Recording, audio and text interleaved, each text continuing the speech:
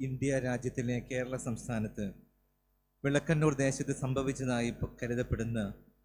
ദിവ്യകാരുണ്യ അത്ഭുതത്തോടനുബന്ധിച്ച് രൂപപ്പെട്ട ഭക്തിയെക്കുറിച്ച് സിറോ മലബാർ സഭയിലെ തലശ്ശേരി അതിരൂപതയുടെ മെത്രാപ്പൊലീത്ത ജോസഫ് പാമ്പളാനി നൽകുന്ന കൽപ്പന. റോമിലെ വിശ്വാസ തിരുസംഘം 2024 മെയ് 17 പ്രസിദ്ധീകരിച്ച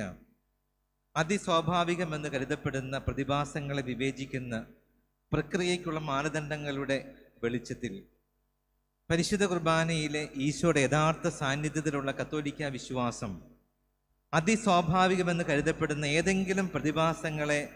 ആധാരമാക്കിയുള്ളതല്ലെന്നും മറിച്ച് തൻ്റെ ശരീരരക്തങ്ങളാകുന്ന പരിശുദ്ധ കുർബാനയുടെ സ്ഥാപനത്തിലൂടെ തൻ്റെ രണ്ടാമത്തെ ആഗമനം വരെ സകല യുഗങ്ങളിലും അവിടുന്ന് കുരിശിലെ ബലി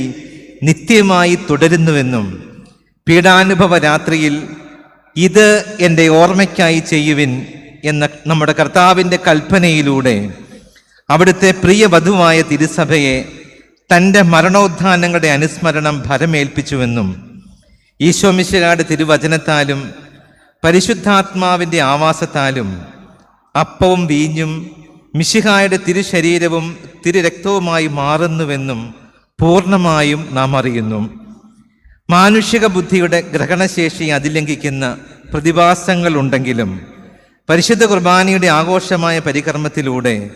നിത്യവും കൂദാശ ചെയ്യപ്പെടുന്ന അപ്പത്തിൻ്റെയും വീഞ്ഞിൻ്റെയും സാദൃശ്യത്തിൽ ഈശോ സജീവമായും യാഥാർത്ഥ്യമായും സന്നിഹിതമാണെന്ന സത്യത്തെ കൂടുതൽ ആഴത്തിലും ശ്രേഷ്ഠമായും മനസ്സിലാക്കുക എന്നതാണ് അവയുടെ ലക്ഷ്യം. 2013 നവംബർ 13 വിളക്കണ്ണൂർ ക്രിസ്തുരാജ ഇടവകയിലെ വിശുദ്ധ കുർബാന അർപ്പണ മധ്യേ സംഭവിച്ചതിൽ കത്തോലിക്ക വിശ്വാസത്തിന് വിരുദ്ധമായി യാതൊന്നും ഇല്ലെന്ന് മാത്രമല്ല, പ്രസ്തുത സംഭവം പരിശുദ്ധ കുർബാനയോടുള്ള ആരാധനയും സ്നേഹവും വിശ്വാസികൾക്കിടയിൽ വർദ്ധിപ്പിക്കുന്നതിന് സഹായകമായി എന്നത് വ്യക്തമായി പരിഗണിച്ചും ക്രിസ്തീയ ജീവിതത്തിൻ്റെ ഉറവിടവും പരകോടിയുമായ പരിശുദ്ധ കുർബാനയോടുള്ള വ്യക്തിപരവും പരസ്യവുമായ ഭക്തിയെ പരിപോഷിപ്പിക്കുന്നത് വിശ്വാസികളുടെ നന്മയ്ക്ക് സഹായകമാകയാലും ദൈവജനത്തിൻ്റെ നിരവധിയായ അഭ്യർത്ഥനകൾ പരിഗണിച്ചും ആത്മാക്കളുടെ നന്മയെ മുൻനിർത്തിയും ഇത്തരം ആത്മീയ അനുഭവങ്ങളുമായി ചേർന്നു പോകാൻ ആഗ്രഹിക്കുന്നവരെ സ്ഥിരീകരിച്ചും ദൈവാരാധനയുടെ ആവിഷ്കാരങ്ങളെ അജപാലനപരമായി വിലയിരുത്തിയും പരിശുദ്ധ കുർബാനയിൽ സന്നിഹിതമായിരിക്കുന്ന ഈശോയെ ആരാധിക്കുന്നവരിൽ ഉളവാകുന്ന നിരവധിയായ ആത്മീയ ഫലങ്ങളെക്കുറിച്ച് ഉത്തമ ബോധ്യത്തോടുകൂടി ഇത്തരം സംഭവങ്ങളെ അന്വേഷിക്കുവാനും കാര്യക്ഷമമായി വിലയിരുത്തുവാനും ആവശ്യകമായ തലങ്ങളിലെ നടപടിക്രമങ്ങളുടെ മാനദണ്ഡങ്ങൾ വിശ്വസ്തതാപൂർവ്വം മുറുകെ പിടിച്ചുകൊണ്ടും വ്യവസ്ഥാപിതമായ ശാസ്ത്രീയ പരിശോധനകളുടെ ഫലങ്ങളും ദൈവശാസ്ത്ര സമിതിയുടെ വിലയിരുത്തലുകളും കണക്കിലെടുത്തും ഈ ആത്മീയ നിർദ്ദേശത്തിന്റെ അജപാലന മൂല്യത്തെ വിലമതിക്കുന്നതിനും തീർത്ഥാടനം ഉൾപ്പെടെയുള്ള മാർഗങ്ങളിലൂടെ ഇതിന്റെ പ്രചാരത്തെ പ്രോത്സാഹിപ്പിക്കുന്നതിനും തടസ്സങ്ങളൊന്നും ഇല്ലെന്ന് ഇതിനാൽ ഉത്തരവാകുന്നു. സത്യദൈവത്തിന് മാത്രം അർഹമായ ആരാധന ഈ പരിശുദ്ധ കുർബാനയ്ക്ക് അർപ്പിക്കുന്നതിന് വിശ്വാസികൾക്ക് സ്വാതന്ത്ര്യമുള്ളപ്പോഴും ഈ സംഭവത്തിൻ്റെ പ്രകൃത്യാതീതമായ സ്വഭാവത്തിൻ്റെ പ്രഖ്യാപനമായോ ഈ വിഷയത്തിലെ നിയതമായ വിധിതീർപ്പായോ ഇതിനെ അർത്ഥമാക്കുന്നില്ല. എന്നിരുന്നാലും ഇവിടെ പരാമർശിതമായ അനുഭവത്തിൽ നിന്ന്